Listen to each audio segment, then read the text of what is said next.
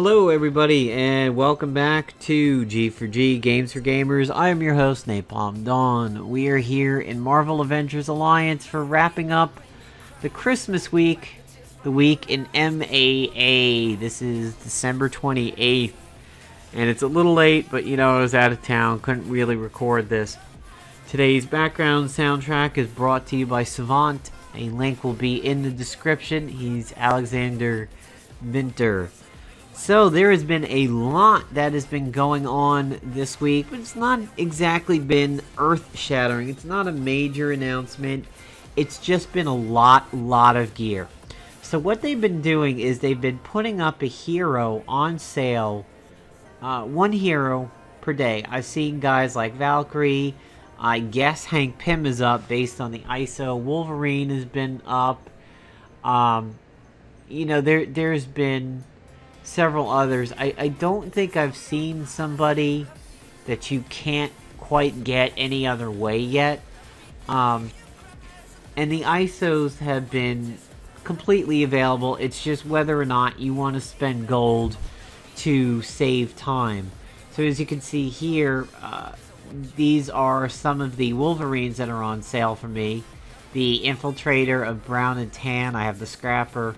And the Tactician version of the X-Force one. I have a different version there. His Stalking and Soothing are up. I think the Stalking is good. The Soothing I would definitely skip. But again, you can farm these. It's just, you know, you're paying like a gold farmer. And wow, you're like, I don't have the time to do this. Can you do this for me? The tankard is on sale, and it is definitely worth a purchase. Unfortunately, you're only going to get about a day of at least getting my opinion when this video is released. But the Asgardian tankard, although nerfed from when it was first available, it gave your entire team their class bonus.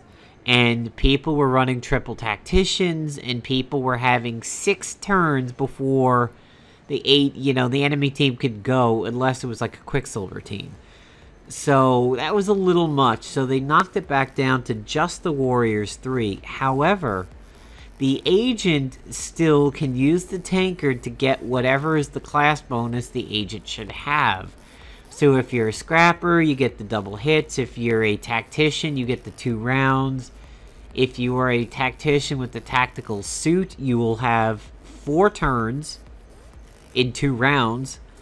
So it's still very good, even if you're not running Warrior 3 teams. And if you are running Warrior 3 teams, it is an absolute linchpin, because it will, you know, give Fandral an extra turn and turn on his combat reflexes. And him getting an extra turn is good, because then he usually uses On Guard and then a Flinting Circus. Sometimes he'll double up on the Flinting Circus. It, of course, clears debuffs, so, you know, and it restores health and stamina. It's a very good item. I would suggest it for a purchase. You cannot get it any other way right now. However, 75 you might find a little bit steep. These PvP items over here, I'm going to tell you this right at the beginning of the video, because I want everybody to make sure that they hear it as I drop my ring over here. You have to be careful when you are running any of these new PvP items. I don't necessarily know that the grenade counts, but all of the other items over here, the helmet, the star, and the jaw, this is a very risky thing to use. The reason why they are risky is it could potentially make your armory write a check the ass of your heroes cannot cash. People have been reporting, and it is, I would say it is a fact level at this point. It's not an opinion. It's a fact. I've seen it from the teams I've faced. I've seen it from too many people on the wiki to not believe it. It will dump you into a category of components that you might not be ready for. I have fought several people on defense where the only reason they were fighting me is because of their massive armory bonuses. Their hero bonuses were absolute shit. They had maybe half the heroes I did. The levels were very random. They were very scattered. I'll be truthful. They were hitting hard. There was one team that I fought. It was not exactly like a quick lock team, which really traffics in offense. It was just a team, and like I got hit once, and I lost like a quarter of my health. I was like, what? And then their second character went, and the same thing happened. I was like, what the hell is going on here? I mean, I was like stark raving mad. I won, but it's because the guy had an absolute, they call them a whale in Vegas. It was a big spender armory bonus, and that's the only reason that match was competitive. If you have somebody who is like a Spartan, he's got tons of heroes and everything's above 12, and especially if everything is above 13 with the blasters, and the blasters are 14, tacticians are 13, yes, you can load up on the new items, but do not under any circumstances, if you are not a Spartan and you are not extremely good on hero bonuses, do not slot these items. You are putting yourself in a very, very risky realm. Yes, you may have the glass cannon ability to get around somebody's tactical advantage of, you know, being offense against your defense, but it is very, very risky, and you better pray that your offensive team, when you're running it, that you will go against people that your high armory bonus will allow you to run over.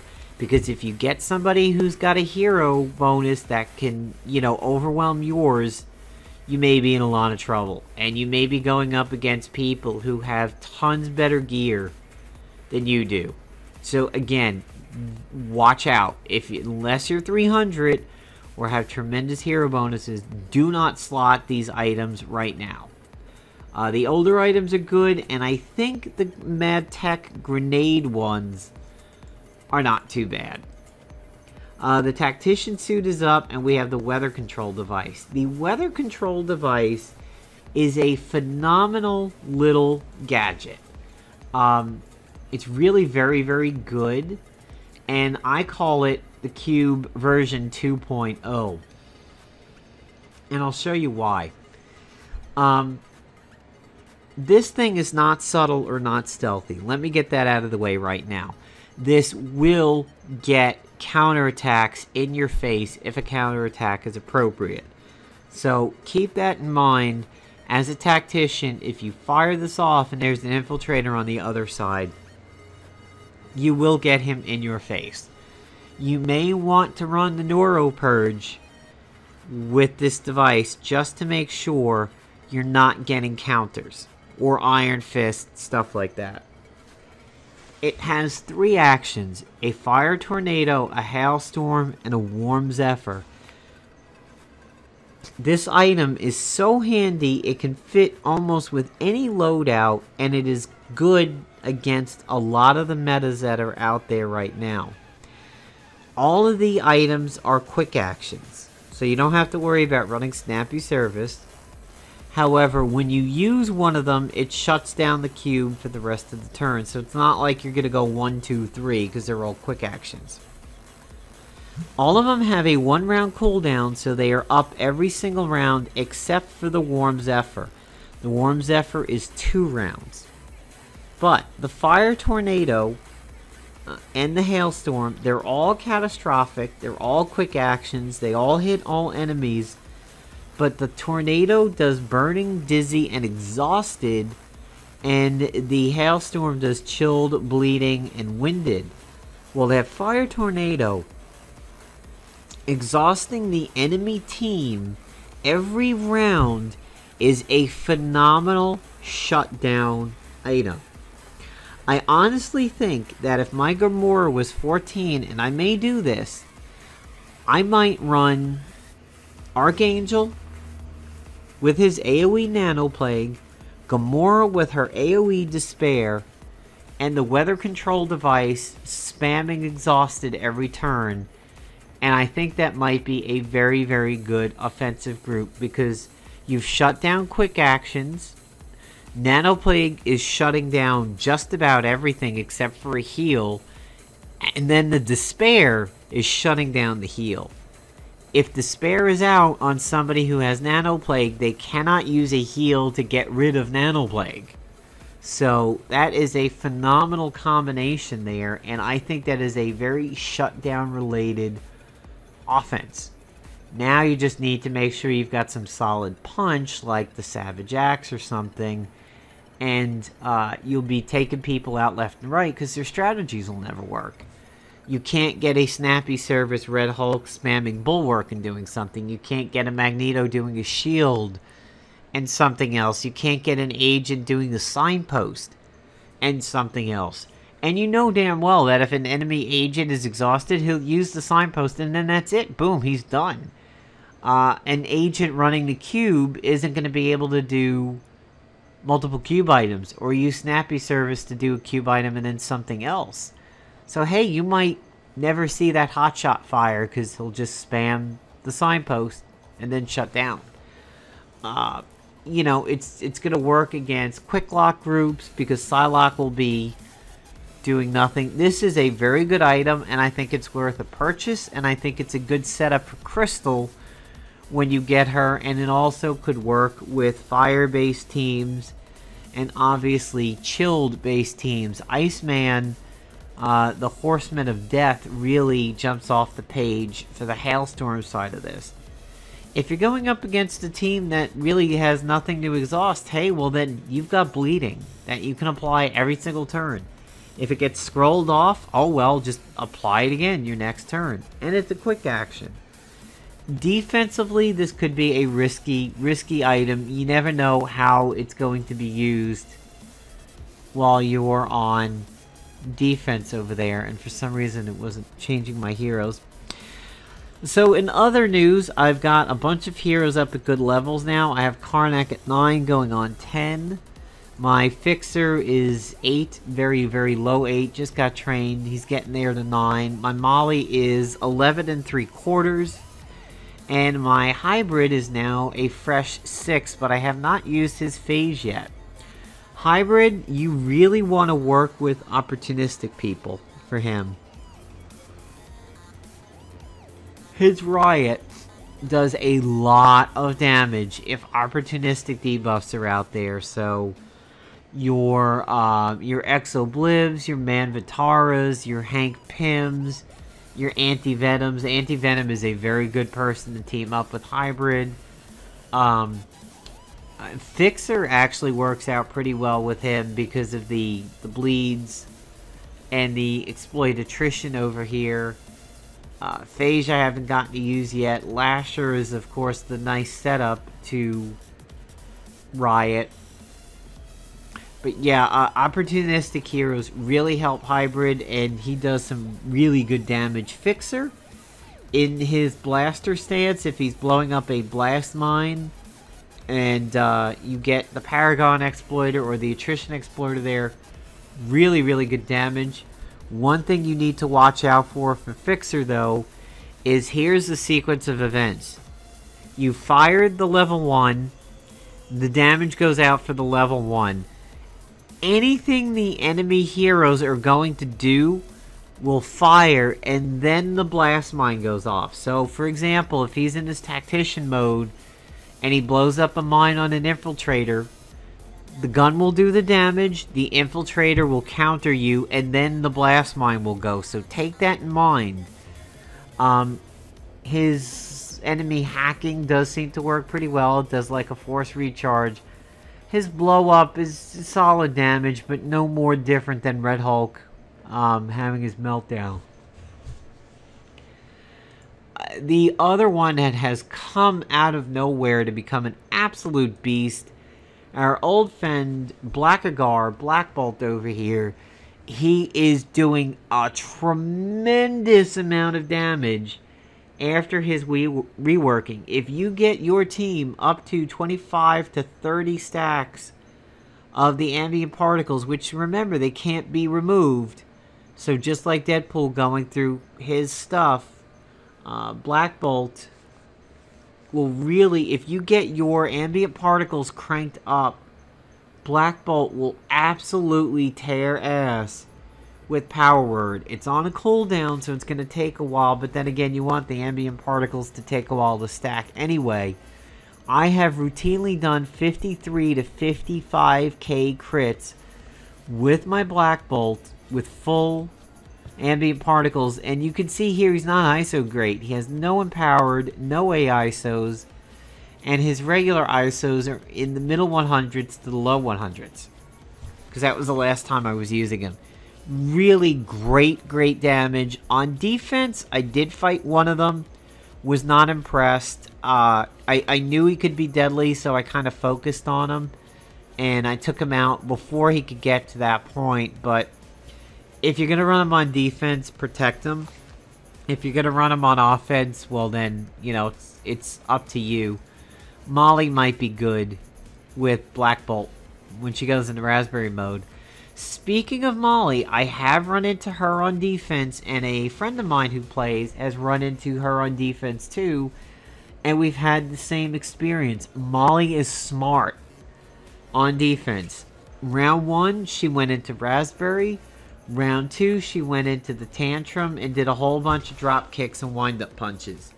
She did, through sheer damage alone, take out my agent, but fortunately the rest of the team was rather weak on the enemy side, so Psylocke and Archangel got it done. And had Nanoplague been out, maybe she wouldn't have been able to do this and get those extra turns, but yeah, she had at least 6, maybe 7. It certainly was not the 3 or 4 that she's getting in PvE. She was solid, and it was the team that I suggested in the last video. It was Molly and Anti-Venom, and that's a tough team. It was Molly, Anti-Venom, and a bruiser on the Agent. Well, the Agent was a pushover. I was very focused on Anti-Venom because, honestly, that AoE power is the worst thing for me. It is what makes me shit my pants when I see it on the enemy side. More than Gamora, more than Beast, more than Red Hulk, more than Star-Lord, more than Groot.